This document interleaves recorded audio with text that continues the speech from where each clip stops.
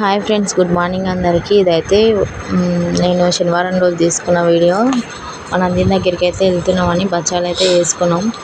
అందుకే టేస్ట్ చూస్తున్నాయి ఎట్లా వచ్చినాయి అనేది. ఆమె ఉగాదికి రాదు కాబట్టి ఇంకా మేమే బచ్చాలని మిస్ అవుతుంది అని చేసుకొని పోతున్నాం. దీనికోసం నేనైతే 1/2 kg పప్పు, 1/2 kg బెల్లం, 1/2 kg మైదాపిండి అయితే తీసుకున్నా. బెల్లం అయితే కట్ చేసుకుంటున్నా. ఫస్ట్ బెల్లం మొత్తం కట్ చేసిన తర్వాత పప్పు అయితే కుక్కర్లో పెట్టుకున్నా. ఒక పక్కన పప్పు అయితే పెట్టుకున్నా. పప్పు ఉడికేలోపు బెల్లం కట్ చేయాలి, కానీ నేను ఫస్ట్ బెల్లం కట్ చేసి పప్పు పెట్టుకుంటున్నా. పప్పు స్టవ్ మీద పెట్టిన తర్వాత అయితే ఇక్కడ పిండి కొంచెం ఆయిల్ వేసుకొని వాటర్తో మెత్త వేసి పక్కన పెట్టుకున్నా. అది ఒక 5 నిమిషాలు 10 నిమిషాలు పక్కకు పెట్టుకుంటే చాలా స్మూత్గా వస్తాయి. నాకు బుడ్డ బచ్చాలు అంటే ఇష్టం, కానీ ఇప్పుడు ఇన్స్టంట్ ఉగాది పండుగకైతే ఖచ్చితంగా పప్పు బచ్చాలు అయితేనే దేవునికి ఎక్కుతాయి కదా, అట్లా అన్నట్టు పిల్లలు కూడా తింటారని పప్పు బచ్చాలు అయితే ప్రిపేర్ చేస్తున్నా. ఇక్కడ ఇంకా పప్పు పెట్టిన తర్వాత పిండి అయితే తీసుకున్న తర్వాత పప్పు అయితే ఉడికిపోయింది. ఆ పప్పు మనం క్వాంటిటీ నీళ్ళు వాటర్ లేకుండా చూసుకోవాలి. అందులో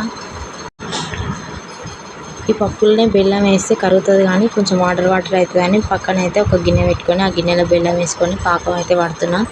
మరీ పాకం రావాల్సిన అవసరం లేదు, వాటర్ లాగా వస్తే సరిపోతుంది.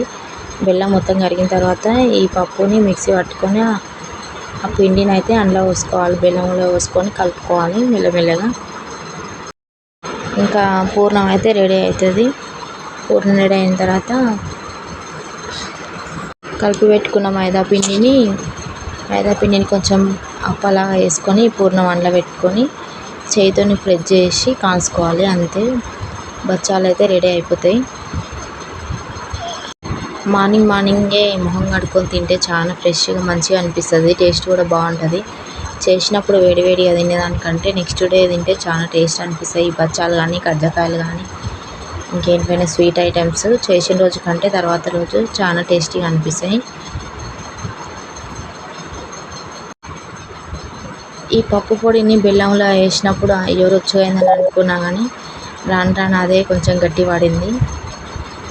అందులో కొంచెం ఇలాచీలు అవన్నీ వేసుకోవాలి. సోంపు ఉంటే సోంపు వేసుకోవాలి, ఏది లేకుంటే ఓన్లీ ఇలాచీలైనా వేసుకోవచ్చు. చేసిన తర్వాత పూర్ణం అయితే మిగిలింది. ఆ పూర్ణాన్ని అయితే మేము లడ్డులాగా వేసుకొని కంప్లీట్గా తినేసినాం.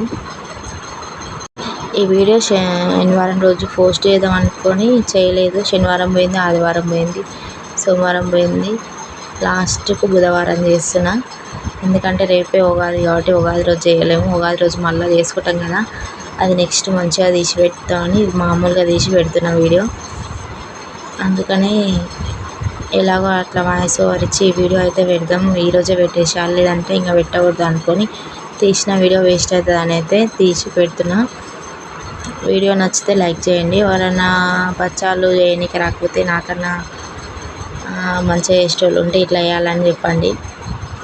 అక్షిత రాజ్ ఛానల్ అయితే సబ్స్క్రైబ్ చేసుకోండి. మీకు పల్లీల బచ్చాలు ఇష్టమా లేదంటే పప్పు బచ్చాలు ఇష్టమా కామెంట్ చేయండి. మైదా పిండి కన్నా గోధుమ పిండి ఇంకా బెటర్ అనిపిస్తుంది, ఎందుకంటే ఇది మధ్యలో చినిగిపోతుంది మైదా పిండి.